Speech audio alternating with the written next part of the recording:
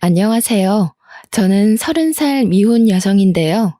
최근 결혼을 앞두고 완벽한 새 사람으로 거듭나길 기다리고 있어 행복한 날을 보내고 있답니다. 제가 이렇게 온전한 행복을 누리기까지 마냥 꽃길만 걸어왔던 사람은 아니에요. 다들 잘 될 사람은 다 잘 된다라는 말을 하곤 하지만 저는 누가 봐도 새 인생을 살기에 가망이 없는 사람 중 하나였습니다. 잘 될 사람은 다 잘 된다고 하셨나요? 물론 그런 사람들도 있겠죠. 하지만 꼭 그런 사람들만 잘 되라는 법은 없더라고요. 제가 행복을 느낄 수 있었던 건 정말로 기적처럼 귀인을 만났기 때문입니다. 세상살이 이런 일도 있을 수 있다는 걸 많은 분들이 알았으면 좋겠다는 마음에 글을 쓰게 되었네요. 세상에서 가장 모진 처벌이 아마 부모 없이 삶을 전전해야 하는 고아의 신세가 아닌가 싶습니다. 아무래도 제가 전생에 큰 죄라도 지었나 봐요. 부모의 얼굴을 똑똑히 기억하는데도 불구하고 결국 고아라는 것이 한동안은 저를 굉장히 괴롭게 했습니다. 고아라는 서름은 누구한테 동정받는 것조차 어렵습니다. 오히려 이 사실이 다른 사람을 불편하게 만들기도 하죠. 저는 부모님이 저를 포기했다는 것도 처음엔 알지 못했습니다. 지나서 나이를 조금 더 먹다 보니까 부모님이 일부러 나를 놓았다는 걸 알게 되었어요. 그냥 태어나기만 했을 뿐인데 제가 왜 그렇게 가혹한 현실을 견뎌야 했는지. 당시에는 모든 걸 부모님 탓하며 원망을 많이 했습니다. 너무 어릴 적 기억이라 자세한 기억은 잘 안 나지만 부모님 형편이 아주 가난했다는 건 절대 잊을 수 없는 기억으로 남았는데요. 그런 형편에서 실수로 제가 태어났다는 것 정도는 귀에 피딱지가 앉을 정도로 많이 들어서 알고 있어요. 부모님은 혼인신고도 안 한 채 동거만 하면서 저를 키웠고요. 저만 집에 두고 거의 매일 외박을 했습니다. 부모님은 저를 혼자 내버려 두면서도 누구 하나 걱정하지를 않았어요. 엄마 아빠가 보고 싶었지만 태어날 때부터 이러한 환경에서 자랐기에 다 그렇게 사는 줄 알았습니다. 집에서 거지처럼 살아본 사람이 저 말고 또 있을까 싶네요. 엄마 젖을 먹어야 하는 나이는 기억이 나질 않아서 어떻게 살았는지 전혀 모르겠고 적어도 제 기억이 닿는 데까지가 남들 유치원 가는 나이였는데요. 물론 저는 유치원도 안 다녔습니다. 부모님이 제가 몇 살인 줄도 몰랐을 텐데 유치원 가는 걸 챙겼을 리 없잖아요.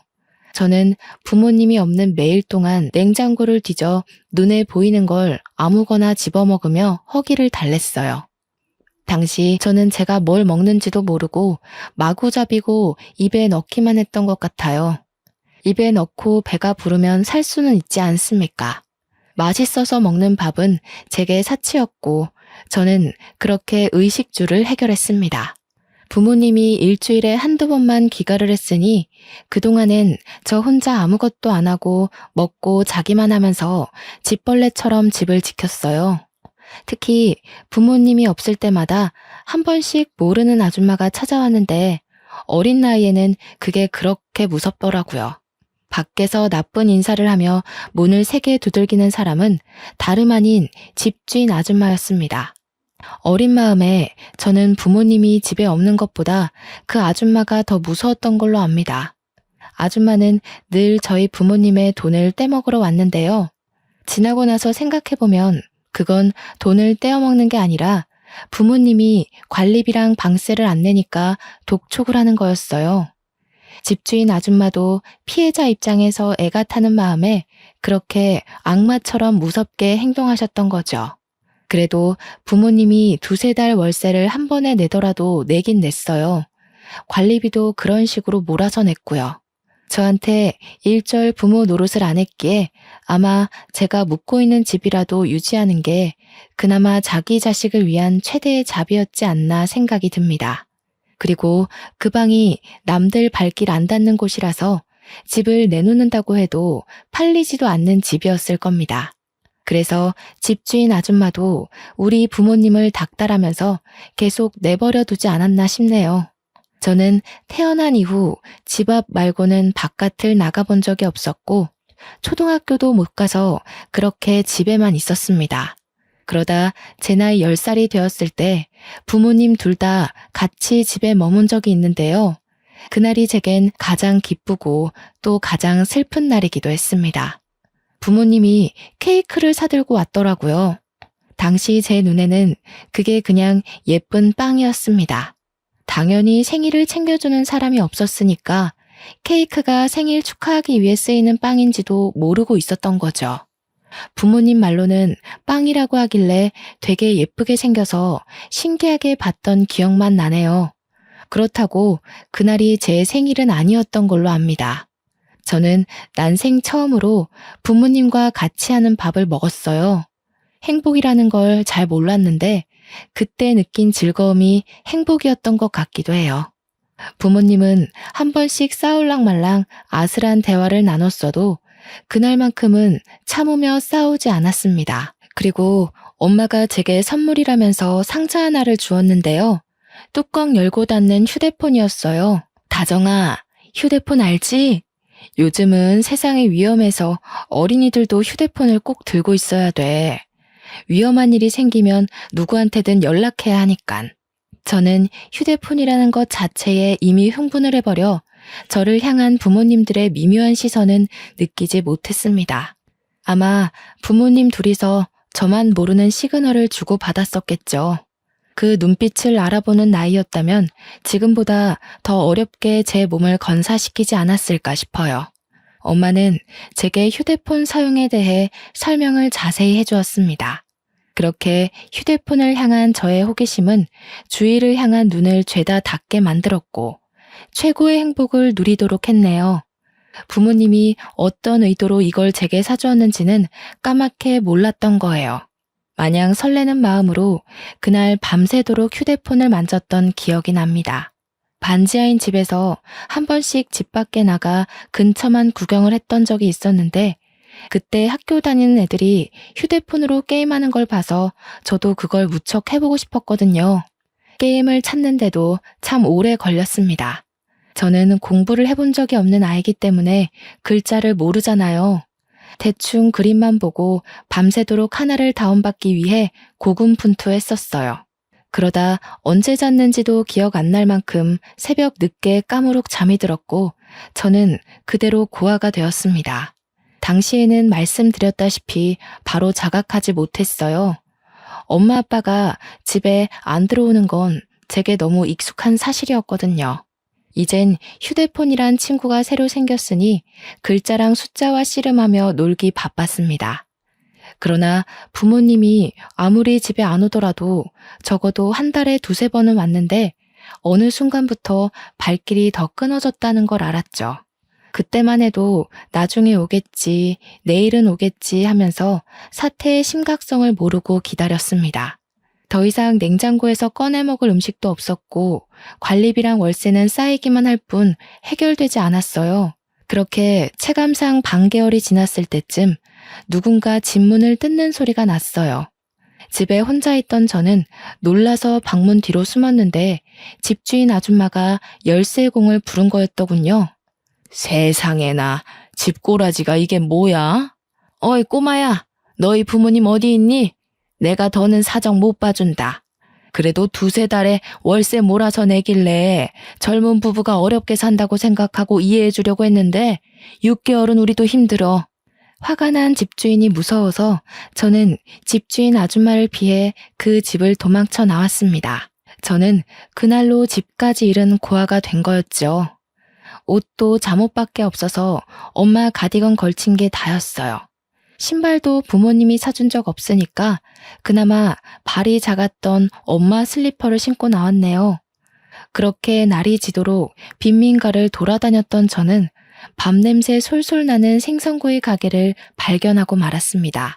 아침에 집을 나와 저녁까지 돌아다녔으니 배가 고플 만도 하잖아요. 한참 클 나이니까 소화도 빨랐을 테고. 저는 맛있는 냄새가 나는 그 유혹을 지나치지 못하고 그곳 주위를 서성거렸습니다. 사람들이 들락날락하는 걸 한참 동안 눈치만 보다가 가게 문 닫을 시간에 슬금슬금 들어갔어요. 어이구, 어쩐다니? 지금은 장사 끝났는데. 그런데 아가야, 설마 너 혼자 온 거니? 부모님은 어쩌고 이 추운 날씨에 그러고 왔어? 부모님 어디 있는지 몰라요. 근데 혹시 밥 비싸요?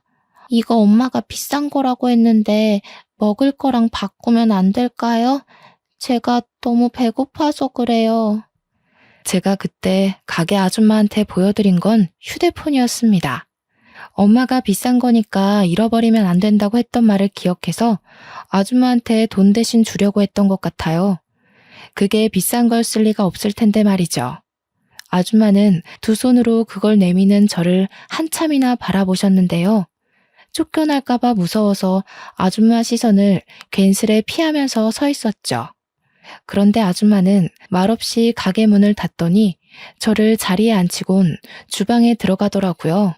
뚝딱뚝딱 금세 무언가 두들기고 지지는 소리가 났습니다. 곧 쟁반에 따뜻한 밥과 함께 돌아오셨어요. 그때 먹은 고등어 구이를 제가 아직도 잊지 못합니다. 여전히 제게 세상에서 제일 맛있는 음식이 고등어이기도 하고요. 고등어 말고도 처음 먹어보는 반찬이 참 많았는데요. 아줌마는 제가 밥을 다 먹을 때까지 하나하나 챙겨주셨습니다. 손수 물도 떠다 주면서 국이랑 같이 먹어야 안 체한다고 계속 신경을 썼죠. 그래서 너는 어디서 온 거니? 얼마나 돌아다닌 거야? 엄마 아빠 어디 갔는지 몰라? 전화기 들고 있으면서 전화라도 해보지 그랬어. 아줌마가 연락해 줄까? 엄마 아빠 전화번호 몰라요. 집에서 집주인 아줌마가 돈 내라고 무섭게 하는 바람에 도망쳐 나온 거예요. 나중에 다시 가보려고요. 저는 아줌마가 물어보는 질문에 하나같이 모른다고 대답하면서 제가 겪었던 일들을 말해주었습니다. 그러니 아줌마는 제가 처했던 상황을 단번에 눈치챘나 봐요. 저는 밥을 다 먹은 후 아줌마 손을 잡고서 경찰서로 갔습니다. 집에 데려다 주는 줄 알았는데 경찰서를 간 거라 좀 더 무서웠네요. 아줌마의 부탁으로 경찰은 저를 실종 신고하려고 제게 부모에 대해 물었지만 그때서야 저는 부모님 이름도 모른다는 걸 알게 되었어요. 부모님 얼굴만 알지 정작 부모님에 대한 신상 정보를 아무것도 모르고 있었습니다. 나이도 몰랐는데 경찰이 제 출생신고 기록을 보고서 10살이라고 말해주어 그때부터 나이를 세기 시작했어요.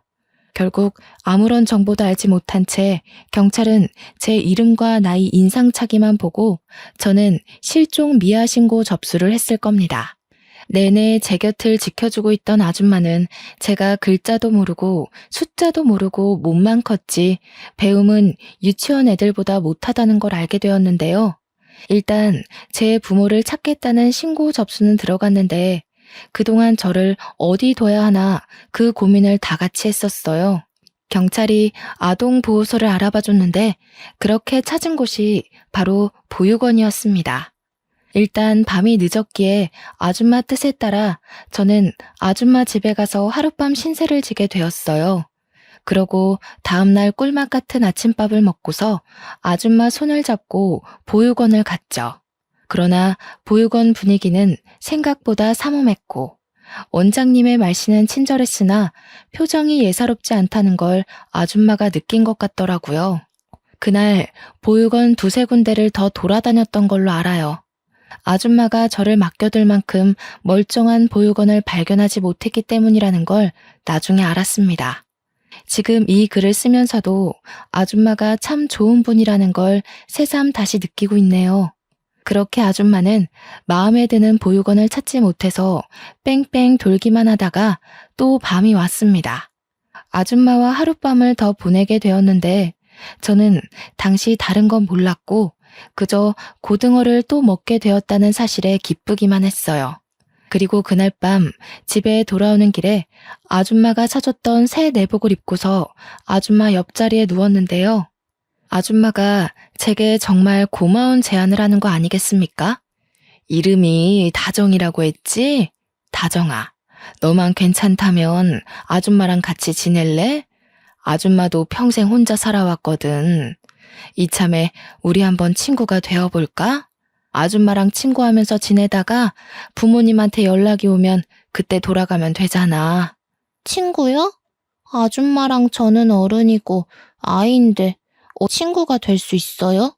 혹시 아줌마도 초등학교 가야 되는 나이예요? 그런 건 아니고, 친구라는 건 서로 친구하고 싶은 마음만 있으면 얼마든지 친구할 수 있는 거야.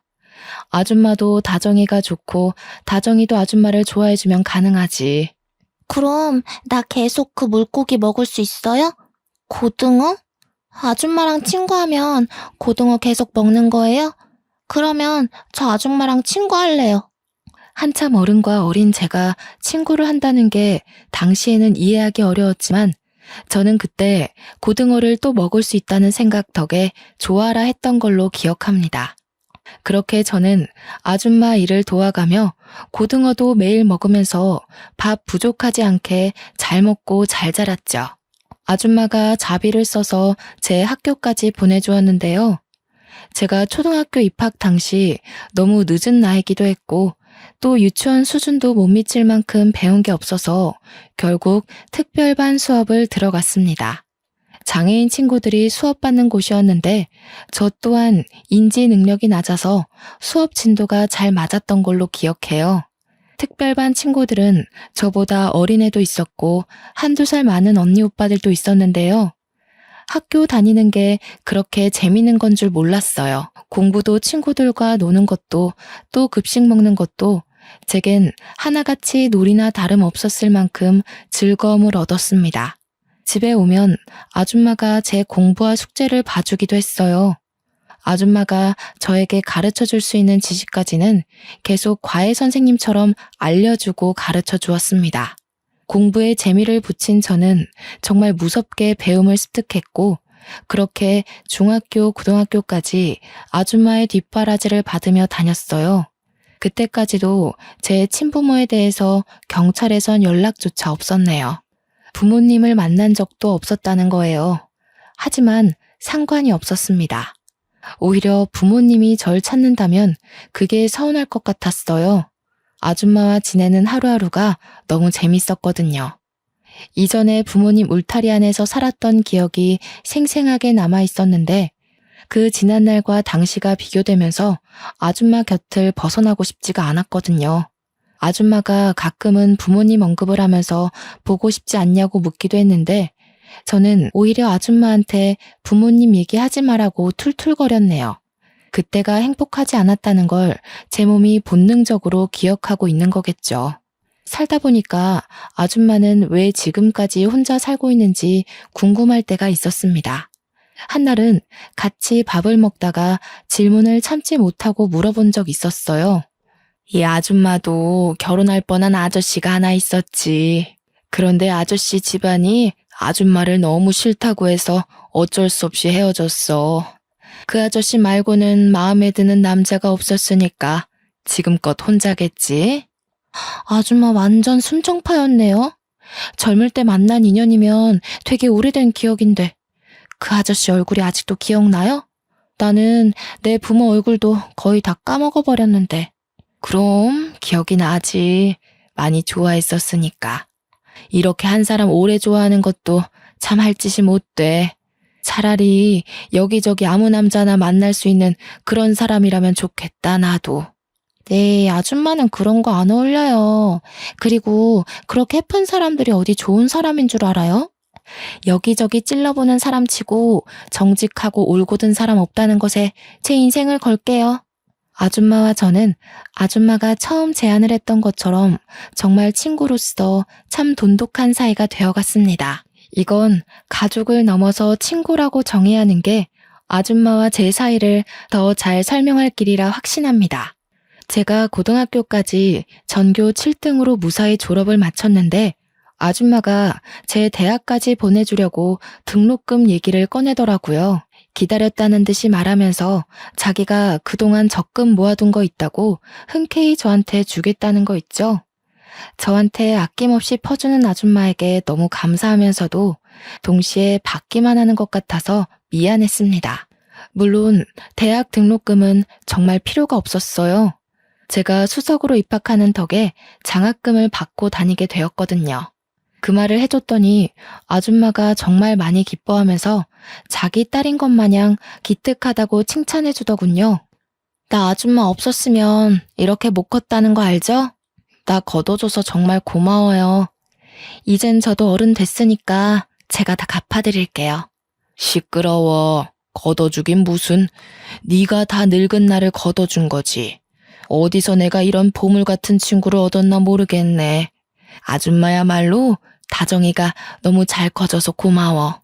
아줌마는 여태까지 제게 해주었던 모든 걸 전혀 갚을 필요 없다면서 오히려 저더러 남 생각하지 말고 열심히 살아주기만 하라고 했습니다. 저는 아줌마가 이렇게 반응할 줄 알았어요. 제가 말로 하면 안 받을 걸 알기에 결국 저는 몸소 직접 실천하기로 마음먹었죠. 대학을 다니면서도 학교 내에서 근로생으로 알바를 했고 제가 들어오는 모든 돈을 쓰지도 않고 온전히 모았습니다. 물론 아줌마 몰래 모았던 돈이에요.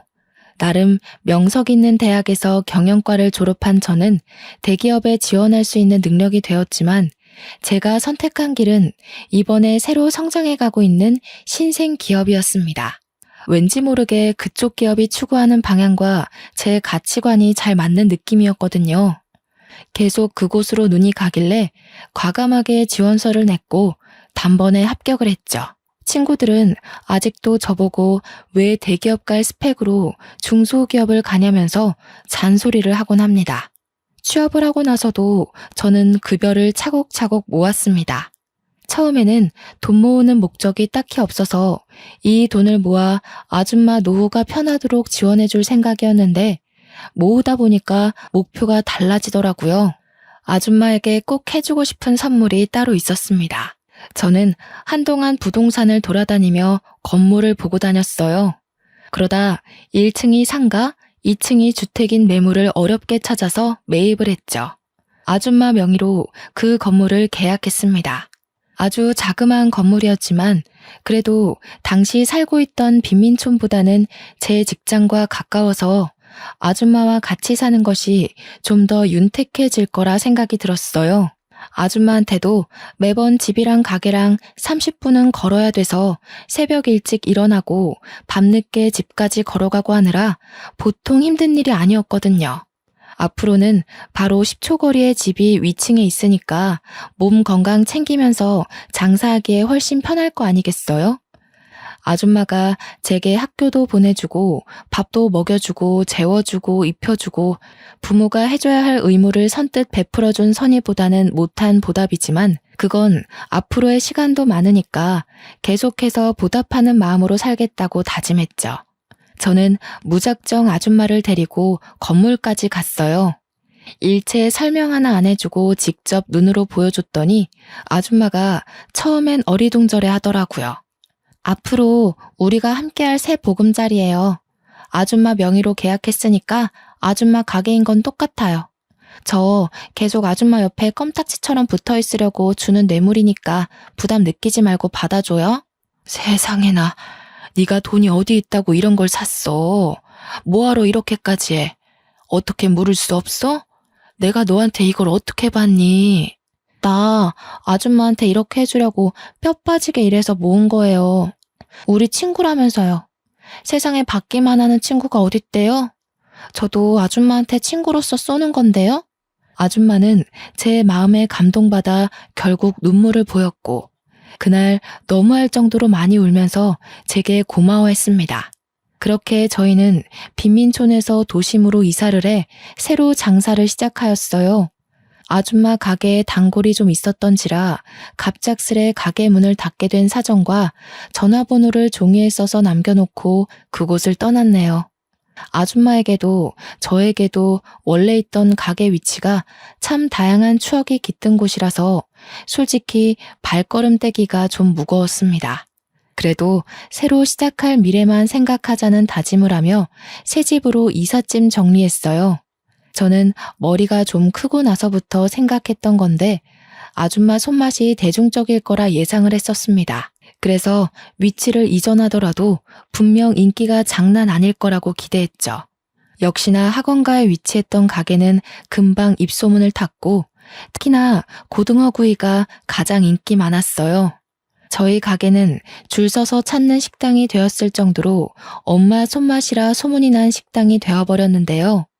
저도 아줌마 혼자 하고 있는 일을 도와주기 위해서 항상 칼같이 퇴근을 했습니다. 한날은 마감할 때쯤에 아줌마가 주방에서 손 닦으면서 나오더니 제게 웬 명함을 주더라고요. 이거 다정이 네 회사 아니니? 웬 캐스팅 매니저라면서 우리 가게에 투자하고 싶다고 찾아왔었어. 이런 거 뭐 어디 방송 내보내는 거야? 아니면 우리 가게 홍보해준다는 건가? 제가 일하는 곳은 식품계 쪽으로 성장해 가고 있는 기업이었는데 아줌마 말하는 걸 들어보니 그곳에서 파견된 컨설턴트가 아줌마한테 프랜차이즈 사업을 제안했나 보더군요. 사업 보고서를 내밀면서 뭐라 설명을 했다는데 아줌마가 일단은 바빠서 생각해본다고 하고 보냈다네요.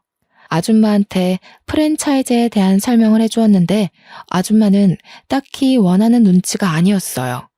아줌마도 그렇고 저도 그렇고 솔직히 지금 매출로도 충분했거든요. 이미 가게 하나만으로 억대를 찍고 있었단 말이죠. 그래서 이 이상의 욕심은 일절 없었습니다. 고민 끝에 저희는 제의를 거절하기로 결정해버렸죠. 어차피 우리 회사에서 온 제안이니까 제가 말하겠다고 하고 아줌마 대신 그 컨설턴트를 찾아가 확실하게 거절 의사를 밝혔습니다. 그 남자가 저를 몇 번 더 설득하려고 추파를 던졌지만 가게 하나인 게 메리트고 저희는 그게 좋다고 했더니 컨설턴트가 결국 알겠다며 포기하고 말더군요. 그런데 그게 높은 사람한테 보고가 갔나 보더라고요. 며칠 뒤의 일이었습니다. 퇴근한 뒤 차를 타고 집 앞에 도착했는데 아줌마가 어떤 정장 입은 아저씨와 대화 중인 게 보였어요. 정장 입은 사람이 찾아온다는 건 기업이라는 거고 사업화가 목적인 사람이라는 건데 최근 그런 제안을 받은 곳은 우리 회사잖아요. 어쩐지 그 컨설턴트가 쉽게 제 거절을 인정을 한다 싶었어요. 결국 윗사람에게 말했나 보네요. 멀리서 봐도 아줌마가 난처해하는 게 보였어요. 저보다 높은 직급이라 할지라도 이런 식의 무례함은 싫었기에 따끔하고 명확하게 의사 표현을 해줘야겠다고 급하게 들어갔는데요. 세상에나 단순히 높은 직급이 아니더군요. 생각지도 못했던 우리 회사 대표님인 거 아니겠습니까? 어머, 대표님께서 여기까지 어쩐 일로... 안녕하세요. 저는 경영팀 소속 이다정 사원입니다. 혹시 사업 제의 때문에 오신 거라면 죄송하지만 저희 가게는 생각이 없어서요. 이다정? 우리 회사 직원이었군요. 그런 줄 알았더라면 이렇게 빙빙 돌아오진 않았을 텐데. 그럼 다정 씨가 우리 정순 씨 딸인 겁니까? 듣자 하니 아줌마가 저를 딸로 얘기한 눈치였습니다. 저도 눈치껏 딸이 맞다고 얘기를 해줬죠. 그런데 아까부터 계속 아줌마가 울고 있는 게 신경이 쓰이더라고요. 무슨 대화를 나눴길래 웬만한 일 아니고선 눈물을 잘 보이지 않는 아줌마가 울게 된 건지 걱정되었습니다. 설마 대표님이 프랜차이즈로 협박이라도 한 건가 싶어 나름대로 빨리 상황 파악하려고 했거든요. 그런데 마음을 추스른 아줌마가 하는 말에 저는 감히 제가 나설 수 없는 상황이라는 걸 알아버렸지 뭡니까. 그만 돌아가요, 구용 씨. 나는 이제 우리 다정이랑 단란하게 사는 것만으로도 좋게요. 결혼 욕심은 진작에 다 털어버렸어요. 내 옆에는 우리 다정이만 있어주면 돼요. 알고 보니 프랜차이즈 문제가 아니었더군요. 우리 회사 대표님이 아줌마와 결혼할 뻔했다가 파토난 그 아저씨라는 거 아니겠어요? 그 사실을 눈치채고 나서부턴 무슨 반응을 보여야 할지 몰라서 벙어리처럼 서 있기만 했습니다. 가만히 듣고 있으니까 어느 정도 당시의 분위기가 파악되더라고요. 대표님이 여길 찾아온 건 프랜차이즈 때문이 맞으나 제가 나타나기 전까지 하고 있던 대화는 아줌마와의 재결합이었던 겁니다. 아줌마는 대표님의 결혼 제안을 거절하고 있는 상황이었던 거예요. 아줌마가 계속 대표님더러 가라고 밀고 부채니까 이젠 대표님이 저한테 부탁하기 시작하는데 이제 막 상황 파악한 저야말로 얼마나 난감했는 줄 아십니까? 다정 씨라고 했지요. 제가 우리 정순 씨 이대로 또 못 놓쳐서 그래요. 이젠 반대할 어른들도 없고 제가 정말 잘해줄 수 있는데 정순 씨가 다정 씨랑 있는 게 행복하다고 저를 거들떠도 안 보내요. 다정 씨가 어떻게 설득 좀 해주면 안 될까요? 내가 정말 크게 보상할게요. 저희 대표님은 원래부터 선한 아저씨라고 회사에서 소문이 자자한 사람이에요. 직원들 복지에 무엇보다 크게 신경 쓰는 사장이라고 젊은 세대로부터 입소문 제대로 타기 시작한 기업이거든요. 그렇게 많은 사람들의 존경받고 가진 것 많은 대단한 사람이 아줌마와 마찬가지로 한 사람을 잊지 못해 저한테 부탁을 하고 있는데 그 모습이 얼마나 절절하던지. 새삼 둘이서 젊은 시절 얼마만큼 서로를 좋아했는지 간접적으로 느껴지는 듯 했습니다. 사실 아줌마 또한 대표님을 못 잊고 있다는 것 제가 제일 잘 알고 있지 않습니까? 핑계로 대표님과의 인연을 끊어내려고 하는 듯한데 저는 그게 아줌마의 진심이 아니라는 걸 진작 눈치챘어요. 그냥 다가갈 용기가 없어서 매번 물러나기만 했던 마음이라서 저렇게 도망만 치려고 한다는 걸 충분히 알 수 있었다는 거죠. 그래서 제가 어찌했겠습니까? 일단 대표님을 먼저 설득해서 집으로 보낸 뒤에 며칠간 아줌마를 나무라며 강하게 설득을 했습니다. 됐다니깐 그러네. 다 늙은 마당에 무슨 부귀영화를 누리겠다고 결혼을 해. 나는 말했다시피 지금 너랑 둘이 이렇게 지내는 게 훨씬 좋아. 남자고 뭐고 다 필요 없어. 아줌마가 뭘 모르네. 서로 좋아해서 결혼까지 가는 거 생각보다 힘든 일이야. 결혼이 그렇게 쓸모없는 거면 나도 결혼하지 마?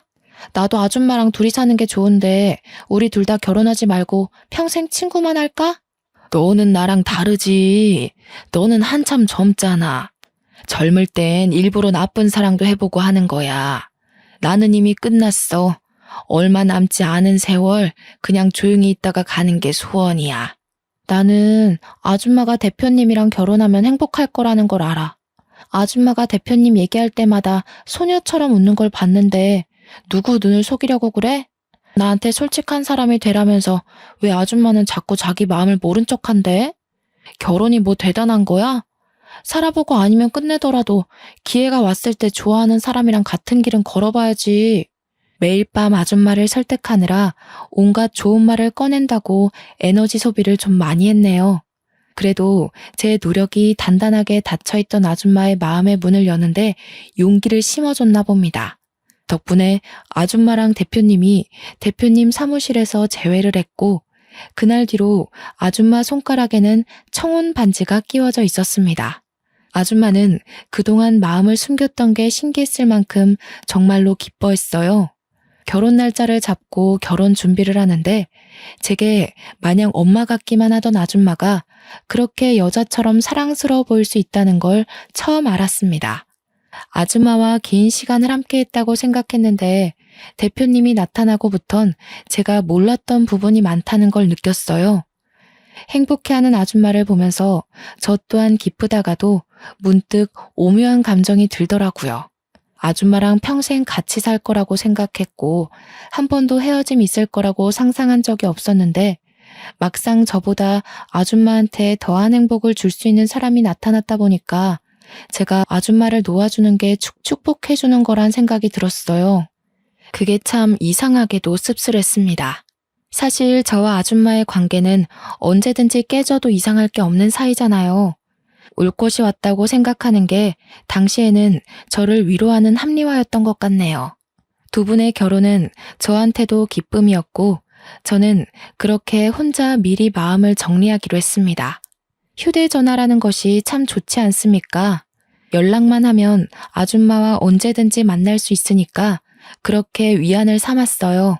그런데 신혼여행을 다녀온 아줌마와 대표님이 회사로 출근하더니 사무실로 저를 바로 호출하더라고요. 아줌마한테서 사적인 방법으로 전화가 왔길래 대표님 사무실을 찾아가 봤습니다. 직원이 되고도 대표님 사무실은 방문해 볼 일이 없어서 처음 가보는 거였어요. 들어갔더니 대표님과 아줌마 그리고 웬 젊은 남자까지 함께 앉아 있더군요.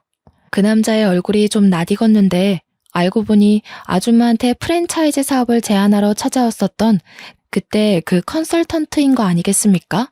오, 다정씨, 이리 와서 앉아요. 우리 아들인데 둘이 이미 안면이 있을 거예요. 지난번 우리 아들이 제안했던 사업 보고서를 대차게 거절했다고 들었어요. 저는 대표님이 소개하는 그 남자가 아들이라는 소리에 상황 파악하느라 바로 대답을 못했습니다. 게다가 뜬금없이 자신의 아들을 소개해주는 대표님의 의도가 잘 이해되지 않았어요.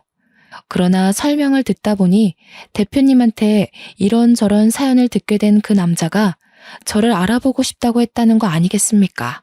이렇게 인사드려서 죄송하네요. 사실 다정 씨가 지난번 사업 계획 거절하러 찾아왔을 때 사실 연락처를 물어보고 싶었거든요. 그런데 다정 씨가 당시 제 말을 안 들어줄 것 같더라고요. 아마 첫 단추가 잘못 끼워졌던 탓이겠죠? 저는 그때 남자가 마냥 저를 설득하려고 자꾸 접근한다고 생각했었는데 그게 아니었나 봅니다. 남자의 얘기를 들어볼 생각도 안 하고 내내 지나가다 마주치면 피하기만 했거든요. 이 갑작스러운 전개에 당황스러워서 아무 말도 못하고 있는데 세 분이서 계속 제 대답을 기다리고 있는 눈치였습니다. 문득 이분들은 제 고아 신세를 모르고 있어서 이런 귀한 자리를 마련한 거겠지라는 생각이 들더라고요. 좋게 봐주신 마음은 너무 감사한데 제가 아무것도 가진 게 없는 사람이에요. 앞으로 회사가 더 커지면 간부들 이미지가 중요하잖아요. 제가 괜히 발목 잡은 꼴 만들고 싶진 않아요. 하지만 역시나 대표님은 소문대로 인품이 우수한 분이셨고 이미 아줌마에게 저와 같이 살게 된 스토리를 나누면서 자연스레 제가 어떤 사정이었는지 알고 계셨나 보더라고요. 내가 제일 싫어하는 부류가 어떤 사람인 줄 아십니까? 겉모습만 보고 그 사람의 모든 걸 매도하는 사람들이에요. 인사팀에다 신입 뽑을 때 최대한 유념해달라고 매년 부탁하고 있기도 하고요. 다정씨 같은 인재를 출신만으로 놓친다면 그건 아마 그런 사람들이 실수를 하고 있는 게 아닌가 싶은데 대표님이 해주는 좋은 말씀에 저는 위로를 넘어서 스스로에 대한 자부심까지 생겼습니다. 항상 당당하게 살면서도 고아라는 처지 때문에 작아질 때가 어쩔 수 없이 있었거든요. 그런데 결국 그건 내 잘못이 아니고 나를 바라보는 타인의 시선이 잘못된 것이란 걸 대표님을 통해서 확실히 인지하게 되었죠. 그렇게 저는 용기를 얻고 대표님 아들과 정식으로 연락처를 교환했습니다. 그 남자와 개인적으로 만나면서 마음을 키워가는데 대표님을 닮았는지 아들 되는 사람도 무척 너그럽더라고요. 생각하는 폭과 아량도 넓었습니다. 그렇게 이어져 온 인연이 얼떨결에 결혼까지 가게 된 겁니다. 그럼 관계가 어떻게 되겠습니까? 아줌마와 대표님이 결혼했으니 그 밑에 아들인 제 남편은 새엄마가 바로 우리 아줌마가 되는 거 아니겠어요? 그렇다면 저한테는 시모인 거잖아요. 무슨 이런 운명의 장난이 다 있단 말입니까?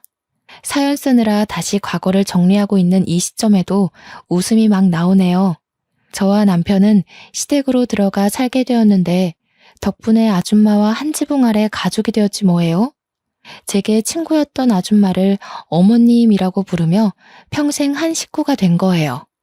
말로만 식구라고 노래 부르는 것 말고 서류상으로 정말 가족이 되니까 이게 또 기분이 남다르더라고요.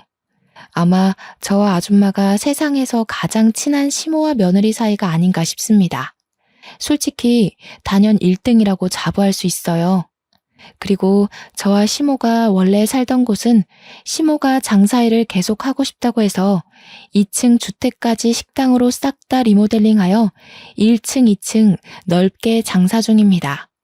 저와 남편은 퇴근하고 와서 나란히 시모의 일을 도와요. 이렇게 시댁을 만나기까지 가족이란 정이 이 정도로 든든한 건지 몰랐습니다. 가족이 있다는 것만으로도 세상의 무게가 조금은 가볍게 느껴지더라고요. 유년 시절을 어렵게 보낸 제가 감히 이런 귀한 가족을 다시 얻게 되리라 기대조차 하지 못했거든요. 고아라는 운명을 받았으니 제게 주어지는 많은 차별과 시선은 어쩔 수 없는 숙명이라고 여기며 살려고 했는데 참 인생살이 신기하지 않습니까? 행복이라는 건 노력으로도 가능하고 기적처럼 찾아올 수도 있는 거고 공짜로 던져질 수도 있는 것이란 걸 깨달았어요. 또 누구한테나 조건 없이 들이닥칠 수 있다는 것도 알게 되었고요. 참, 이건 나중에 들어서 알게 된 사실인데 저의 친부모가 여태 연락이 없었던 이유를 최근에 전화온 경찰한테 들었어요. 사실 친부모는 도박에 중독이 된 사람들이더라고요. 돈이 없으니 여기저기 꿔간 돈을 갚지도 않고 도박에 탕진하고 피해자들한테 신고를 왕창 받는 바람에 징역살이 중이라는 겁니다. 그동안 수십 번 신분 세탁을 하면서 여러 사람에게 사기치고 다녔대요. 법적으로 빠져나갈 구멍이 없어서 한 5년 동안은 징역살이 확정이라고 하네요. 생각지도 못한 친부모의 존재를 얼떨결에 듣게 되었지만 제 마음이 이미 친부모한테서 떠나버린 탓에 그리 큰 타격은 아니었습니다. 다만 혹시라도 친부모 꼬리표를 떼지 못한 그들이 제 앞길에 나타나는 일이 생길까봐 그건 좀 두렵네요. 만약 나중에 제가 더 성공하고 나서 핏줄 연연하며 키워준 값 내놓으라고 찾아온다면 그 때문에 우리 가족한테 피해가 간다면 죽을 때까지 용서 안 하고 복수를 해줄 겁니다. 제 인생 여기까지 오는데 너무 아슬아슬하고 기구했는데요. 사람은 조건 없이 누구나 행복할 기회가 있다는 걸 알게 해준 시댁이 정말 감사할 따름입니다. 누가 뭐래도 제 인생의 가장 큰 은인이고 잊지 못할 사람은 당연히 시모이지 않습니까? 저는 아직도 시모에게 못다 갚은 은혜를 보답하는 중이고 여전히 예전처럼 엄마 딸로 지내고 있답니다. 그리고 다음 달이면 저와 남편이 정식으로 부부가 되는 날이에요. 시부가 정말 예쁜 식장을 큰돈 들여서 대여해 주셨습니다. 야외는 아닌데 야외처럼 하늘이 활짝 보이는 식장이었어요. 그 식장을 보러 가서 남편과 장난삼아 단상까지 걸어가는데 문득 많은 생각이 들더라고요. 정말 많이 외로웠고 아팠을 어린 시절 저에게 고생했다고 버텨줘서 고맙다고 수없이 말을 했습니다. 다음 달에 올 결혼식은 저에게 큰 기억으로 남을 것 같아요. 생일도 한번 챙겨본 적 없던 제가 태어나서 처음으로 사람들에게 가장 큰 축복을 받는 날일 거잖아요. 상상만 해도 심장이 두근거리고 긴장이 되는 거 있죠? 단언컨대 그날 화장 지워지도록 눈물을 흘리지 않을까 싶습니다.